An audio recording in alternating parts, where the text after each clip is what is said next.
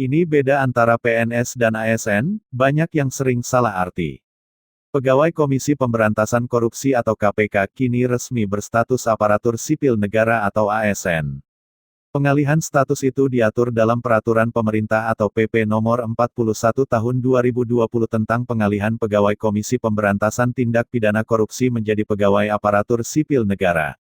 Peraturan tersebut ditandatangani oleh Presiden Joko Widodo pada tanggal 24 Juli tahun 2020 dan diundangkan pada tanggal 27 Juli tahun 2020. Dengan demikian, maka pegawai KPK saat ini memiliki status kepegawaian yang sama dengan pegawai-pegawai lain dalam struktur pemerintahan Republik Indonesia, yakni sebagai ASN. Terkait dengan penyebutan ASN, masih banyak orang yang belum bisa membedakan istilah tersebut dengan pegawai negeri sipil atau PNS. Kebanyakan orang menganggap ASN dan PNS adalah istilah yang merujuk pada status kepegawaian yang sama, padahal tidak. Pengertian ASN dan PNS. Kepala Biro Humas, Hukum, dan Kerja Sama Badan Kepegawaian Negara atau BKN Paryono mengatakan bahwa istilah ASN merujuk pada dua status kepegawaian yang berbeda. ASN itu ada dua, yaitu PNS yang selama ini dikenal, dan yang baru itu P3K singkatan dari Pegawai Pemerintah dengan Perjanjian Kerja, kata Paryono. Kemudian di dalam manajemennya pun berbeda. Misalnya kalau PNS itu kan mendapat hak pensiun, tapi kalau di P3K itu kan tidak imbuhnya. Artinya, setiap PNS sudah pasti ASN, tetapi setiap ASN belum tentu PNS karena bisa saja P3K. Dalam Undang-Undang Republik Indonesia Nomor 5 Tahun 2014 tentang Aparatur Sipil Negara, disebut bahwa ASN terdiri dari PNS dan P3K. Dalam Pasal 1 UU Nomor 5 Tahun 2014, PNS adalah warga negara Indonesia yang memenuhi syarat tertentu, diangkat sebagai pegawai ASN secara tetap oleh pejabat pembina kepegawaian untuk menduduki jabatan pemerintahan.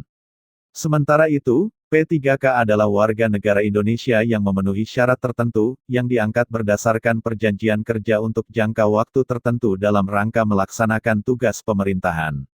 Dari segi definisi, jelas bahwa PNS memiliki status sebagai pegawai tetap, sedangkan P3K bekerja hanya dalam jangka waktu yang telah ditentukan di perjanjian kerja. Perbedaan manajemen di antara PNS dan P3K juga sudah diatur dalam dua PP yang berbeda.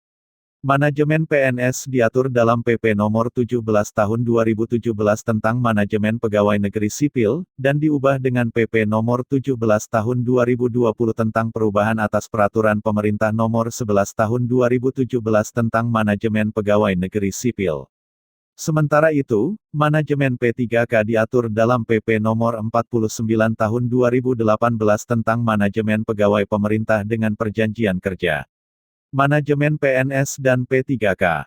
Dalam Pasal 3, PP Nomor 17 Tahun 2017 dan PP Nomor 49 Tahun 2018, sama-sama diatur tentang manajemen keduanya, berikut rinciannya. Manajemen PNS meliputi 1. Penyusunan dan penetapan kebutuhan. 2. Pengadaan. 3. Pangkat dan jabatan. 4. Pengembangan karir. 5. Pola karir. 6. Promosi. 7. Mutasi. 8. Penilaian kinerja. 9.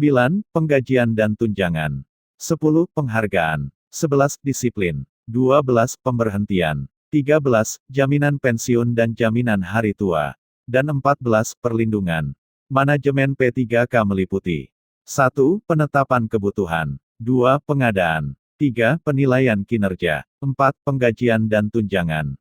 5. Pengembangan kompetensi. 6. Pemberian penghargaan. 7. Disiplin. 8. Pemutusan hubungan perjanjian kerja. Dan 9. Perlindungan. Perbedaan di antara keduanya terlihat dari jumlah poin yang diatur pada manajemen P3K yang lebih sedikit dibanding manajemen PNS. Poin-poin manajemen PNS yang tidak ada pada manajemen P3K ialah 1. Pangkat dan jabatan. 2. Pengembangan karir. 3. Pola karir. 4. Promosi. 5. Mutasi. 6. Jaminan pensiun dan jaminan hari tua. Artinya, manajemen P3K tidak mengatur poin-poin yang tidak disebutkan dalam Pasal 3 PP Nomor 49 Tahun 2018. Terima kasih sudah menyimak, semoga informasi ini bermanfaat buat Anda semua. Jangan lupa klik subscribe, dan tekan tombol like serta tombol share. Sampai jumpa kembali.